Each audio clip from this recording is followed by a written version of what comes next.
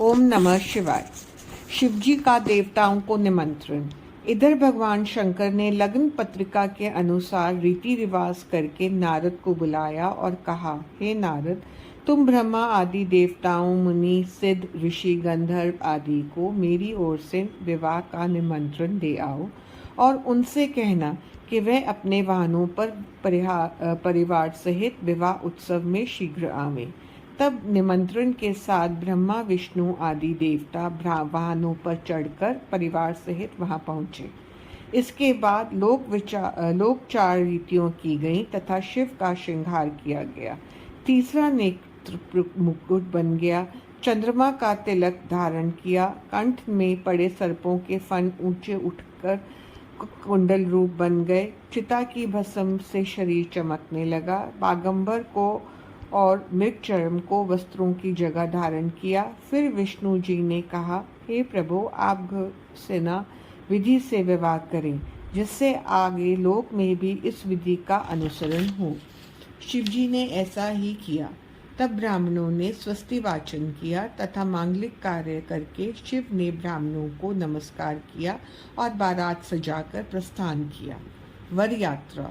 ब्रह्मा जी बोले, हे नारद, उस समय महादेव जी ने अपने नंदीश्वर आदि गणों को चलने के लिए आज्ञा दी और कुछ वहां रक्षा हेतु ठहरा दिए। उस समय गणों के स्वामी शंख कर्ण करोड़ों गणों को साथ लेकर के चले। कटाक्ष ने 10 करोड़ विश्रम्भर तथा विकृत के साथ 8-8 करोड़ गण चले। इसी प्रकार अन्य हजारों गण करोड़ों की संख्या में गणों के साथ सज धज कर बारात में चल दिए। विष्णु भगवान अपने वाहन गरुड़ पर चढ़कर मध्य में चलने लगे। ब्रह्मा जी बोले कि मैं भी वेद पुराण आदि धारण कर सनक तथा प्रजापतियों के साथ साथ चलने लगा। भगवान शिव सर्पों के आभूषण से विभूषित होकर चलने लगे।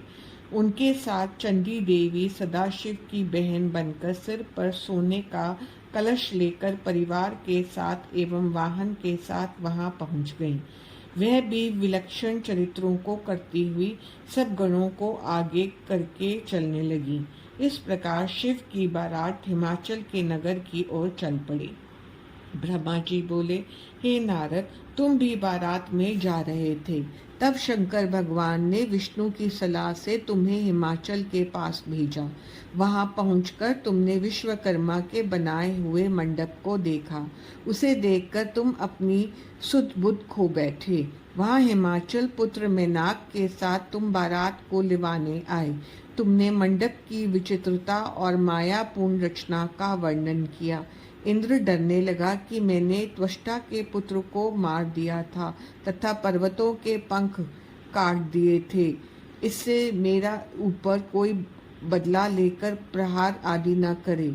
इस पर विष्णु भगवान ने कहा, हमारे नाथ शंकर जी साथ हैं, अतः हमें हिमाचल की माया को कोई डर नहीं है।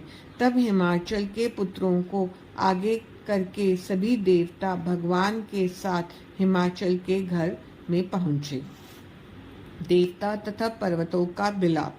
भगवान शंकर की बारात को आया हुआ जानकर हिमाचल पर्वतों को साथ ले अगवानी को आया। शिव बारात को देखकर हिमाचल चकित हो गए। जिस प्रकार पश्चिम और पूर्व के समुद्र आपस में मिलते हैं, उसी प्रकार देवता तथा पर्वत परस्पर मिले। फिर शंकर भगवान की आज्ञा से सभी को यथास्थान ठहराया। इसके बाद हिमाचल ने पुत्रों को भेजकर शंकर जी को मिलने की इच्छा से बुलाया। तब शंकर जी भी सभी देवताओं के साथ सज धज कर मिलाप करने गए। तब मैना ने भी शिव को देखने की इच्छा प्रकट की। शिव की अनुपम लीला। मैना बोली, मैं शिव को इस समय देखना चाहती हूँ कि उनका कैसा रूप है। इधर शंकर जी ने उनके अभिप्राय को जान लिया। देवगणों से सजी बारात आगे थी। उसमें अप्सराएं आदि नृत्य कर रही थीं। मैना ने फिर विष्णु को देखकर पूछा, क्या क्या ये शिव हैं? परंतु तुमने परंतु तुमने पीछे आती हुई भूतों और गणों की टोली में भगवान शंकर को दिखाया। उनके 5 मुख, 10 भुजाएं, विरुद्ध शरीर आदि थे। उन्हें देखकर मैना भयभीत होकर मूर्छित होकर पृथ्वी पर गिर पड़ी।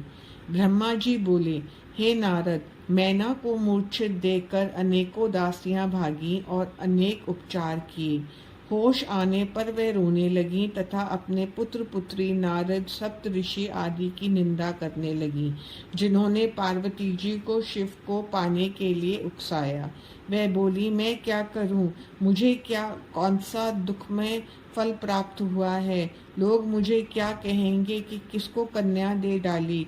तब तुमने मैना को समझाया कि तुमने शिव स्वरूप देखा ही कहाँ है। वह जो तुमने देखा था वह तो उनकी लीला मात्र थी। हे मैना, तुम क्रोध को त्याग कर कार्य आरंभ करो। फिर इंद्रादिक लोकपालों ने समझाया। इस पर मैना को क्रोध आया और बोली, मैं तो शिव के साथ पार्वती का विवाह कभी नहीं करूंगी। फिर हिमाचल ने उन्हें समझाया, देखो तुम्हारे घर सभी देवता एवं ऋषि पधारे हैं, उनके साथ ऐसा बर्ताव मत करो। तुम भगवान शंकर के भयंकर रूप को देखकर डर गई हो। वे तो अनेकों रूपधारी हैं तथा संसार के कर्ता हैं, जगत के स्वामी हैं।